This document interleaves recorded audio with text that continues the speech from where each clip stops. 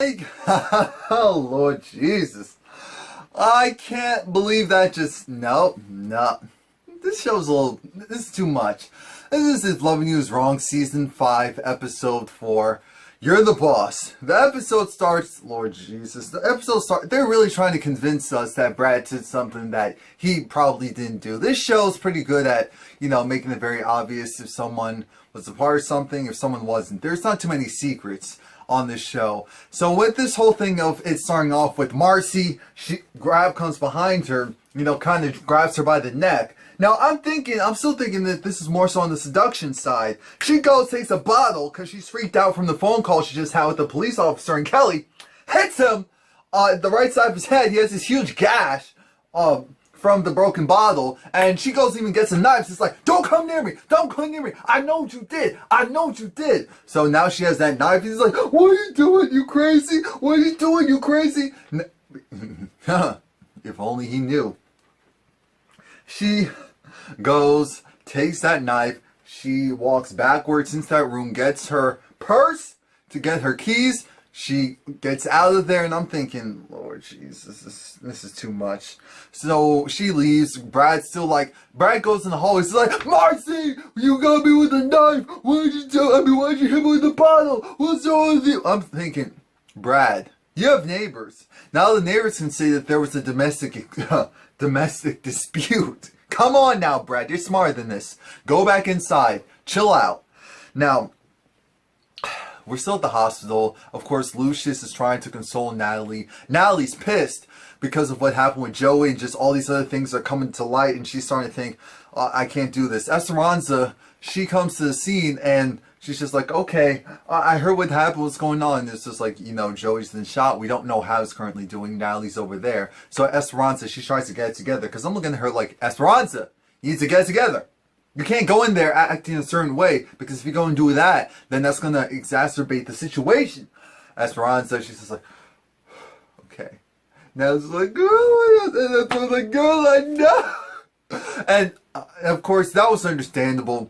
Here's the whole thing with Natalie. Natalie is pissed because everything is just coming to light. It's just like, all of it.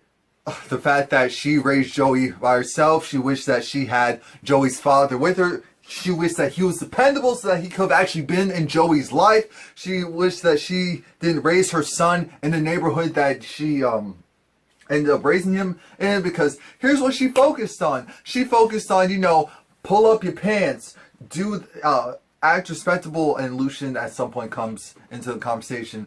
But this is how the whole conversation goes. Pull up your pants, act right when you're talking to the police. Make sure you don't give them a reason to shoot them. Again, all of it's very relevant as far as what's going on, what's been going on in real life. And she's just over it. She's just like, I can't do this, because she's saying how I put so much focus on the law enforcement and to do right and to create a certain image of yourself so that you wouldn't have issues with law enforcement, that I neglected to worry about the thugs and the hooligans that were actually in the same neighborhood as me. She didn't say black on black violence, but that's what she was essentially alluding to. Us going after each other, shooting each other, and killing each other, that's a huge issue, but the focus is on the police when we're still doing it to ourselves too. Now I was like, Tyler, you snuck. I see you trying to sneak this in. This whole little monologue about black on black crime. I see it. I see it. I agree as well, of course, that we have to look at both sides. But Natalie was just, she couldn't deal with this. It was like, oh Lord, and now Joey, he's already a convicted felon, criminal, so he's going to go to jail. He's going to go to jail. He had a gun. He shot him. The other guy, Quincy's dead. At least right now, Esperanza doesn't know who Quincy is. I'm sure she'll eventually find out. This is like some local thug in the neighborhood, and Joey had a gun, so he shot him, and then Fawn was with him too, and then it's like, I'm gonna lose my job. It's like, dang, that idiot. Things were finally starting to go right, and then he had to go, and it was like, oh, I can't lose myself. She was going through it. She was going through every single stage of grief. Joey's not dead, but Lucius comes back, and Lucian comes back, and it's like, just take this. And it's just like, no! You're going to allow me to feel how I want to feel. And I felt her on that because we do this all the time, and we let people, while they're really going through issues, let it go bottle up and fester instead of just allowing people to say and think and feel how they want to feel. Sometimes you just need to get it out. I mean, she was screaming, and I'm thinking, okay, you have to reel it back in. You're in a hospital. They're not going to allow you to go and carry on like this. They're going to go and kick you out. You saw what happened when you say your son doesn't have insurance. Imagine you acting like this, regardless of the situation. They're going to kick you out. And then you're really going to act a plumb fool. Really act a plumb fool. So Esperanza, she goes and she tells Lucian that she's going to text him. Lucian's like, what are you talking about? What?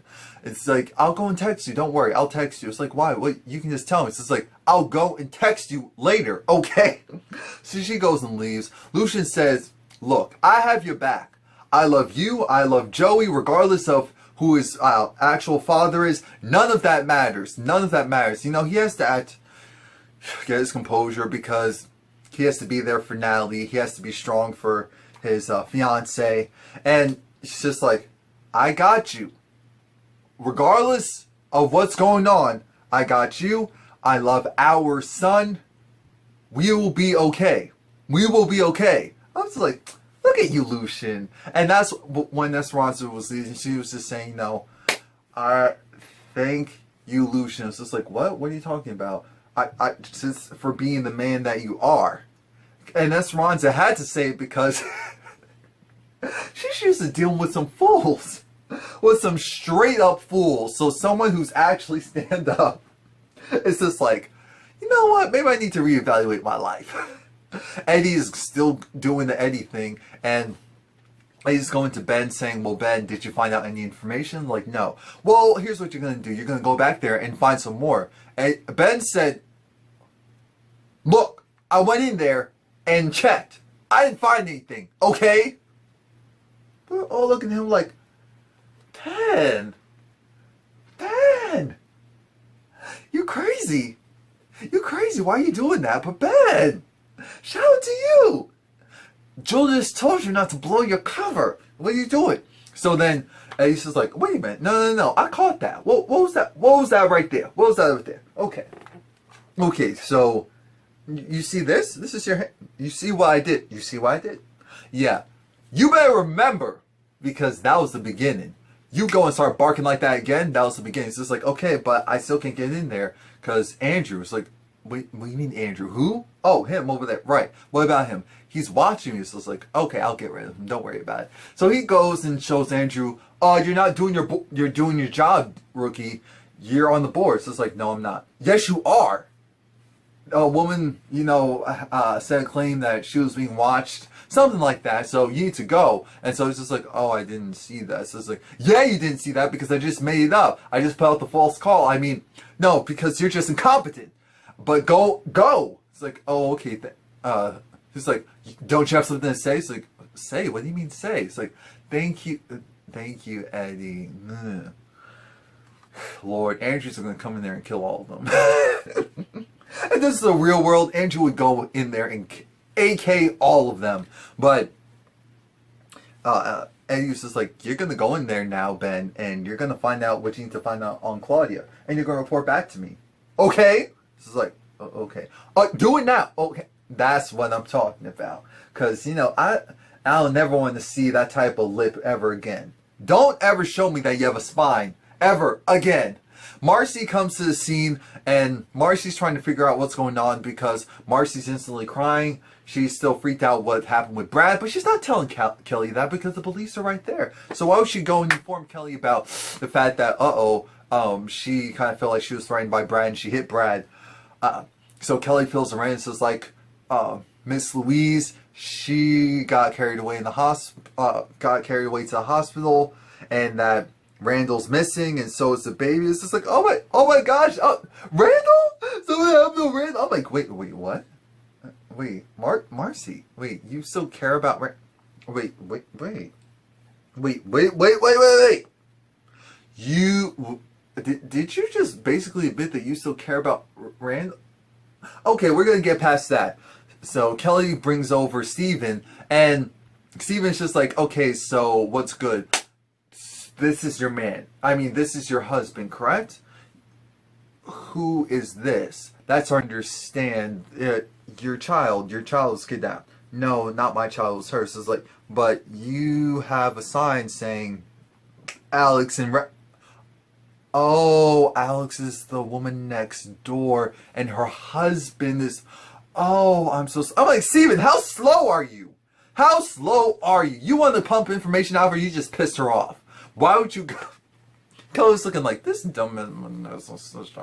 Now,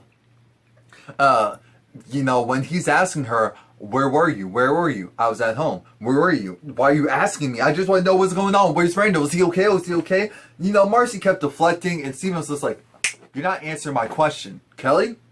Kelly, you're my watchdog now. You're my snitch. Kelly. It's like, Marcy, if you know anything at all, you need to tell them. This is like, yes, I know where he is, Brad is. He's been home for about an hour. Yes, we share the apartment. So it's like, do you give us permission or consent to check your place to go and see if he's there? And now it's just like, yes. It's just like, where is it? 14245, apartment 4, whatever. And I'm just thinking, Marcy, I was respecting you up until you went and snitched, because you don't even know if he did it or not.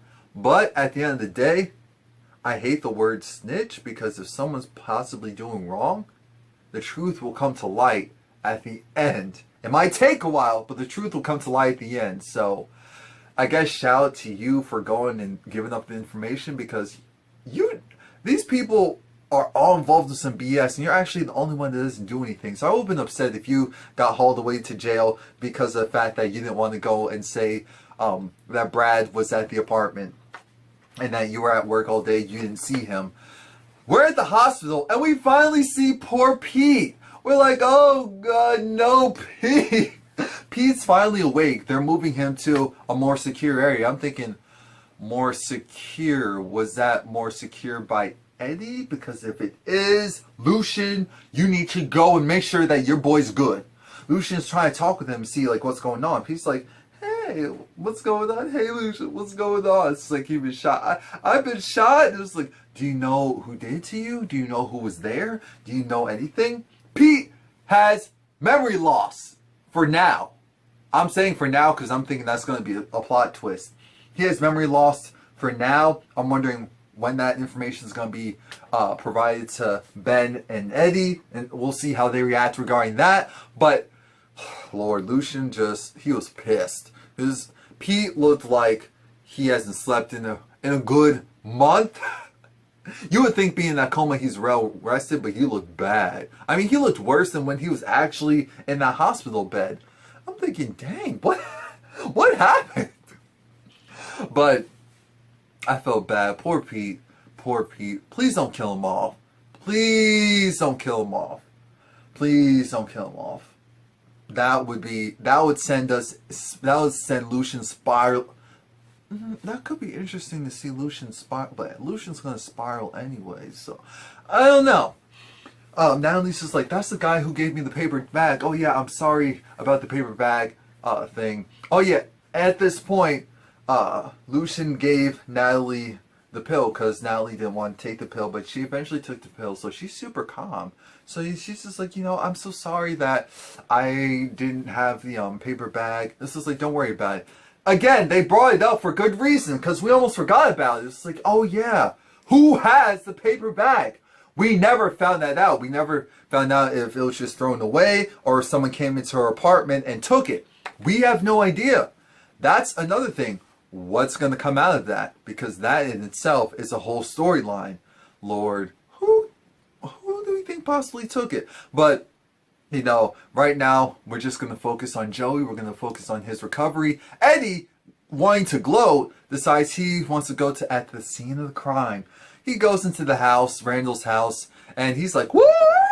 He was talking outside to one of his cop buddies, and the cop's just like, oh, you don't want to go in there, it's bad. It's just like, how bad is it? Well, go in there, see for yourself. I'm thinking, wait, but you just told him not to go in. Oh, I hate these redundant lines sometimes. Jesus. Eddie goes in there and he's super excited because he also questioned the guy and asked if was it, you know, a hot little sweet thing that got shot. It's just like, no, an old lady. It's just like, oh, whatever. And she's still alive? Yeah, she's at the hospital. Oh, okay. Gonna check up on her too. Alright, thank you for all the information, bro. See you later.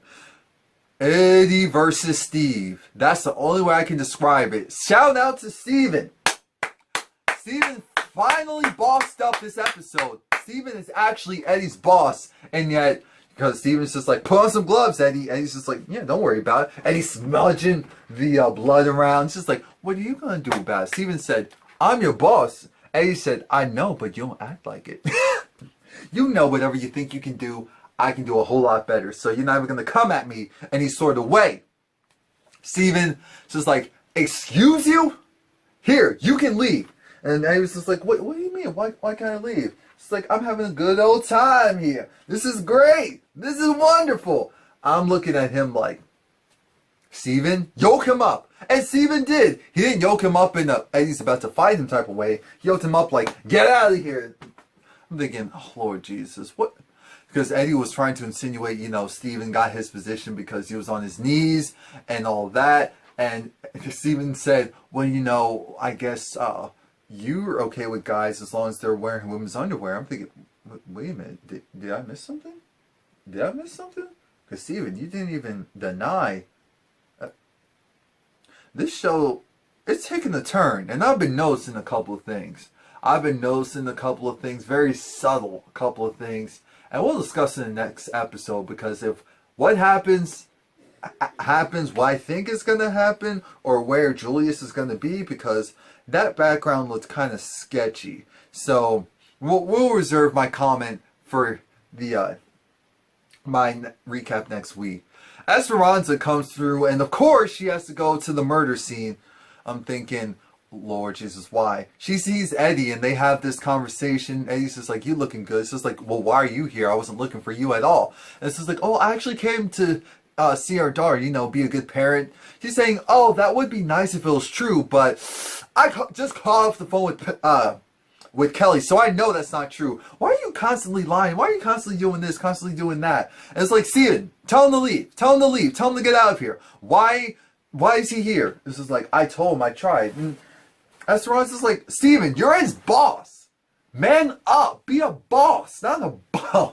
Why are you allowing him to do whatever he wants? Just like everyone else in this apartment. It's just like, look, Eddie clearly has it in with the chief, and as long as he has it in with the chief, he's good with everyone else. That's the reality. Regardless of how the chief says, oh, Eddie's a problem. Eddie's a problem because Eddie's a wild card. That's it. Eddie is in full league with the chief. I am convinced. Convinced.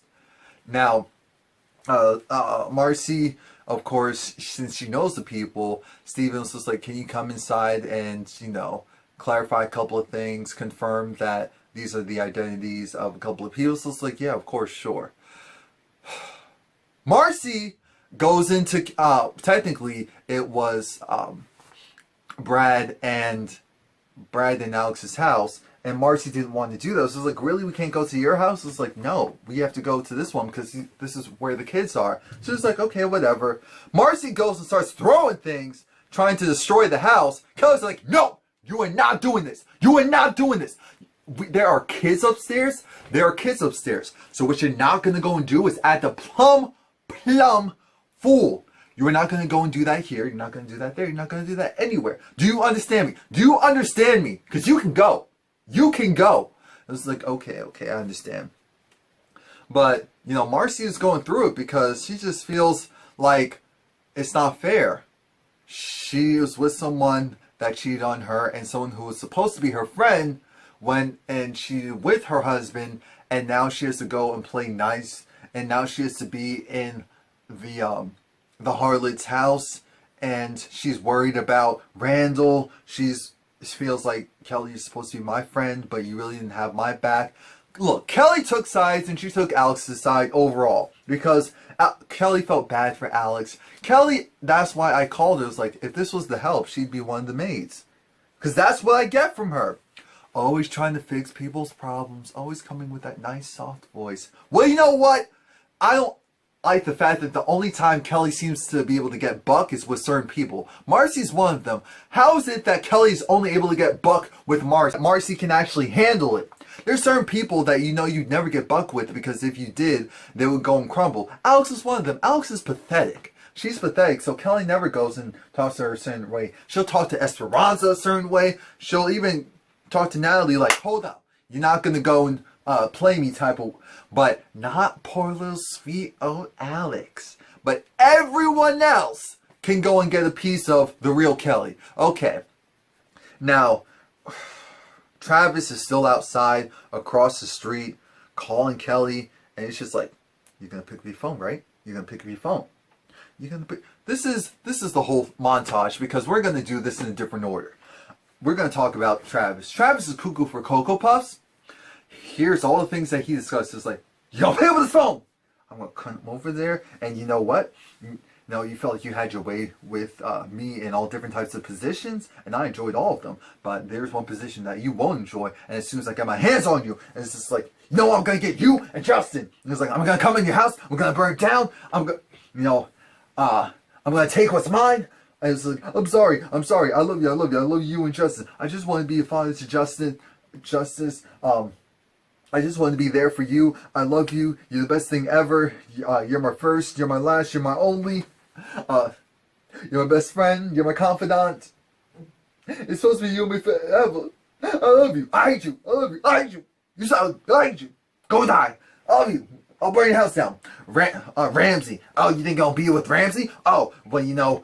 Guess what? You can't be with Ramsey because you're gonna be with me. You're gonna be with me whether you like it or not. It's like, no, I'm so sorry. But you know, he's dead to me. He's dead. But this is where we found out that Travis didn't do anything to Ramsey.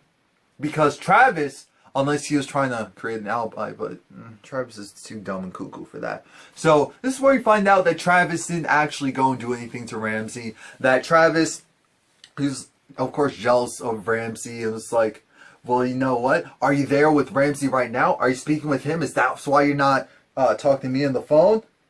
So that in itself was a confirmation, or a light confirmation that, okay, he didn't personally do anything to Ramsey, again, unless he's covering his tracks. It's highly possible. I would love the plot twist, but I just don't see it coming. Kelly's ignoring the calls. I mean, he kept calling. Marcy's like, is something wrong, Kelly? Are you sure nothing's wrong? Because you look like something's wrong. Are you sure nothing's wrong? Why aren't you picking up your phone? Is it Alex? No, it's not Alex.